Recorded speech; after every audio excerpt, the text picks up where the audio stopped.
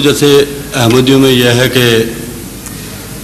جنازے کی نماز میں شریک نہیں ہو سکتے غیر احمدی لوگ. غیر احمدی کی نہیں، حضرت صاحب نے کہیں نہیں فرمایا احمدی اور غیر احمدی کا لفظ ہی نہیں اٹھایا. آپ نے فرمایا جو میرا مکذب مکفر ہے اس کی نماز نہیں پڑھنی. اچھا اسی طرح اور جو اتنی جرأت اخلاقی رکھتا ہو کہ مجلس میں لوگوں کے سامنے کہہ دے کہ میں حضرت مرزا صاحب کو جھوٹا اور کافر نہیں سمجھتا بلکہ سچا مانتا ہوں، خواہ تفسیر میں اختلاف ہو، اس کی بشک جنازہ پڑھ لو، نماز جنازہ پڑھ لو. اس کا مطلب احمدی غیر احمدی کا فرق ہی مصنوعی ہے.